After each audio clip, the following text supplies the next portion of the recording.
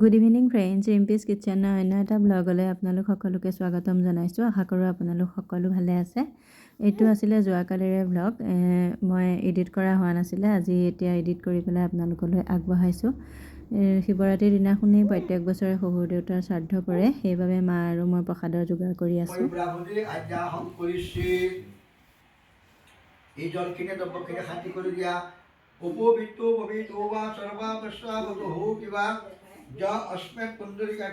ইফালে এওঁ ধুনীয়াকৈ শ্ৰাদ্ধৰ কামখিনি কৰিছে, আৰু যিহেতু লুচিৰ লগত কাবুলী বুট পনীৰ এনেদৰে বনাম বুলি ভাবিছোঁ, সেইবাবে মই আকৌ লৰালৰিকৈ এইখিনি গেছত উঠাই দিছোঁ। তাৰ পাছতে আকৌ ইফালে গোঁসাই ঘৰলৈ যাব লগা হ'ল, আকৌ ইয়ালৈ আহিলোঁ। এইফালে মানে এইখিনি সময়তে বহুত দৌৰাদৌৰি হয়।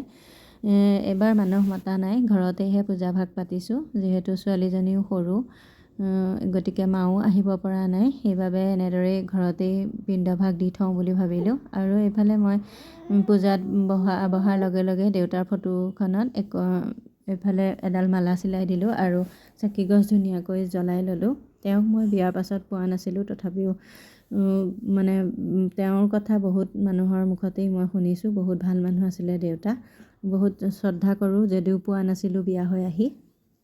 ধুনীয়াকৈ চাকি গছ জ্বলাই ল'লোঁ। আৰু এইফালে চাওকচোন, আমাৰ টিকলিজনীকো অকণমান দেখালোঁ।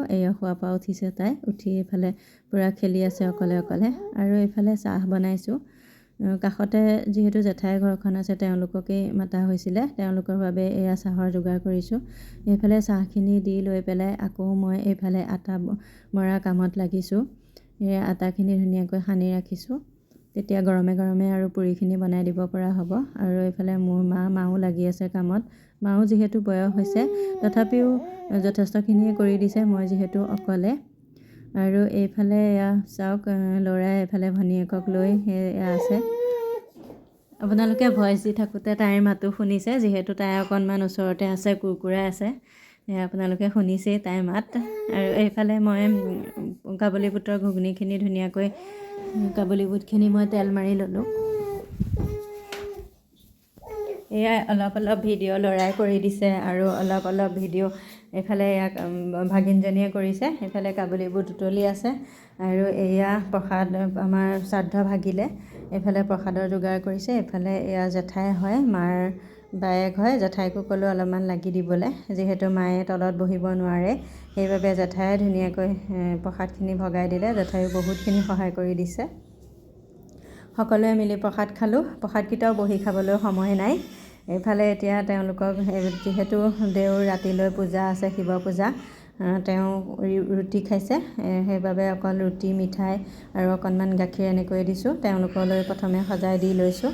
আৰু 12:30 যিহেতু আমাৰ শ্ৰাদ্ধভাগ ভাগিলেই, সেইবাবে বাকীখিনিয়ে লাহে ধীৰে খাই আছোঁ আৰু গৰমে গৰমে পুৰি বনাই।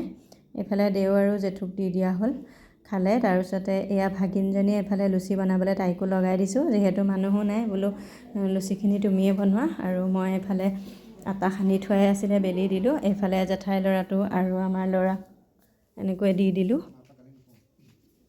তাৰপাছতে আমি খাইছোঁ। এয়া মানুহজন, মোৰ মা, এইফালে ভাগিনজনী, আৰু এইখিনিতে জেঠাই। এয়া ল'ৰাই ভিডিঅ' কৰিলে, চাওকচোন, জেঠাই মুখখনেই নুঠালে ভালকৈ। একেবাৰে শেষত আমিখিনিয়ে খাই ল'লোঁ। তাৰপাছতে এয়া সন্ধিয়া হওঁতেই ভাবিলোঁ এপাক মন্দিৰৰ পৰা আহোঁ। ছোৱালীকো নিম বুলি ভাবি আছিলোঁ শিৱ মন্দিৰলৈ এপাক।